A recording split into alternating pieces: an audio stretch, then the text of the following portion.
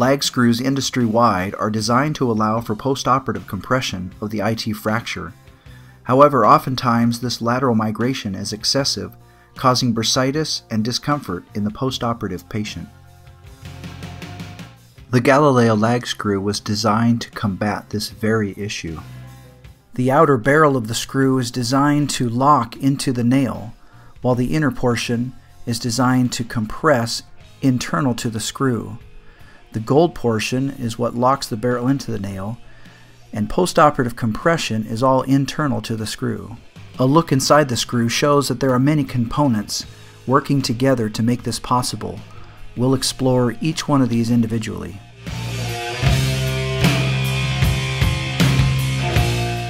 The locking mechanism of the lag screw is this ring housed between the gold and gray sections of the screw.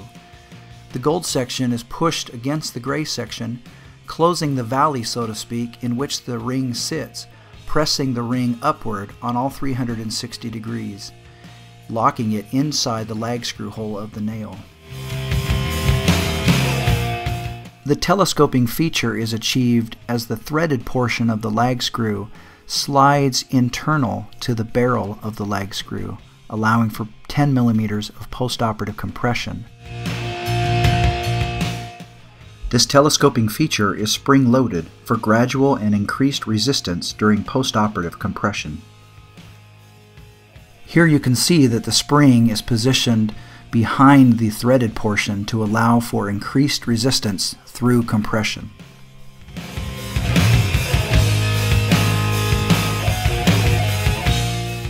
The anti-recoil wedge is an O-ring of sorts, housed at the base of the threaded portion of the lag screw. It runs an interference between the threaded portion and the barrel, allowing the lag screw to compress only in one direction, preventing any recoil. In other words, it allows for movement in one direction only.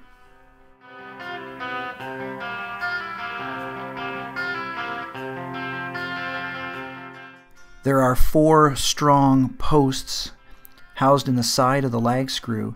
We call these the quad key design, and these prevent rotation between the threaded shaft and the barrel. The quad keys assure that the barrel and threaded portion of the lag screw move together as one unit.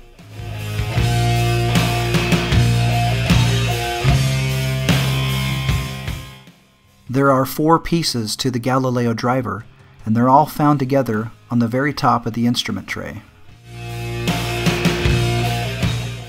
These do not need to be put together in any particular order.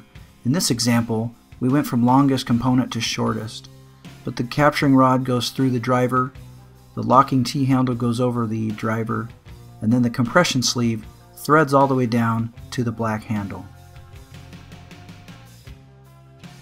It is extremely important that the lag screw be loaded properly onto the driver.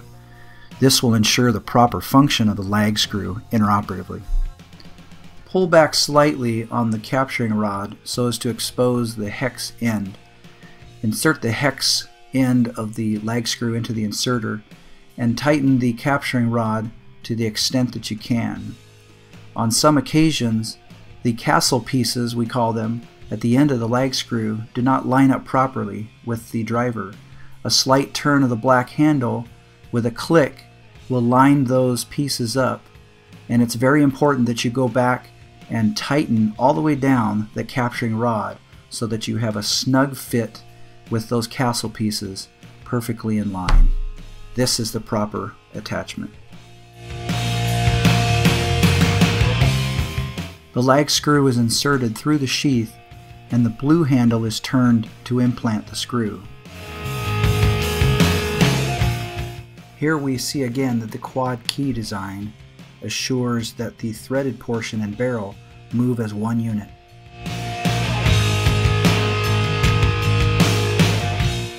Compression is obtained by pushing the compression sleeve up against the jig, engaging the threads, and turning clockwise.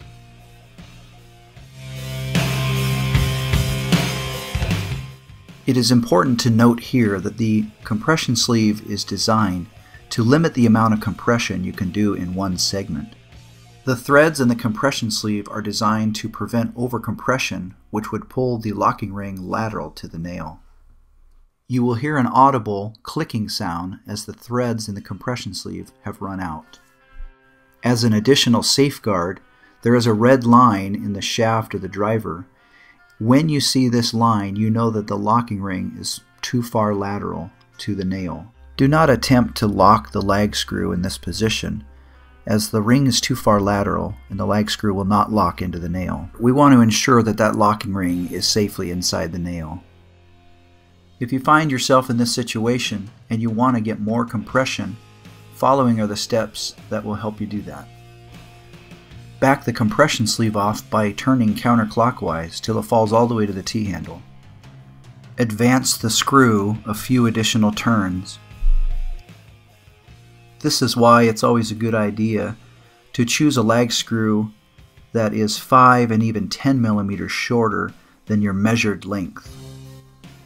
Re-engage the compression sleeve and turn clockwise until your desired compression is achieved. These steps can be repeated as needed for additional compression.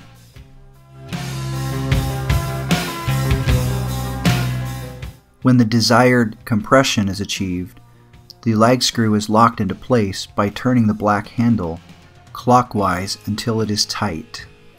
Through this process, the gold portion of the lag screw is driven under the ring, expanding the ring on all 360 degrees. The lag screw is designed to be unlocked and relocked if necessary. To unlock the lag screw, pull back on the 2-finger plunger and turn the black handle counterclockwise. At this point, you may add additional compression if desired, and then relock the screw by tightening the black handle.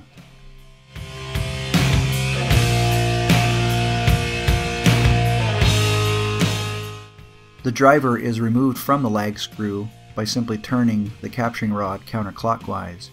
In the event that the capturing rod is too tight to remove by hand, a hex driver can be used. To activate the post-operative telescoping feature of the lag screw, the activation sleeve must be removed. The activation tool is reverse threaded. Simply insert it through the sheath and turn counterclockwise until the activation tool is loose and then removed. Alternatively, the activation sleeve can be left in the screw to create a solid, locked construct. The screw is still locked in the nail, but post-operative compression or telescoping will not take place. The telescoping feature is now activated, and post-operative compression will begin as needed when the patient is weight-bearing. The barrel of the lag screw remains locked in place, and all post-operative compression is internal to the screw. Compression rests at any point between 0 and 10 millimeters, while the barrel of the lag screw makes no movement laterally.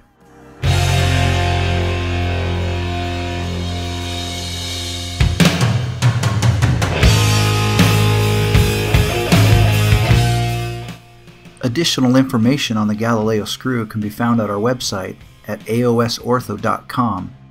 Log into the website for additional information such as full surgical techniques, fully animated surgical procedures, and other helpful information. In addition, you can always call your sales manager if you need further assistance.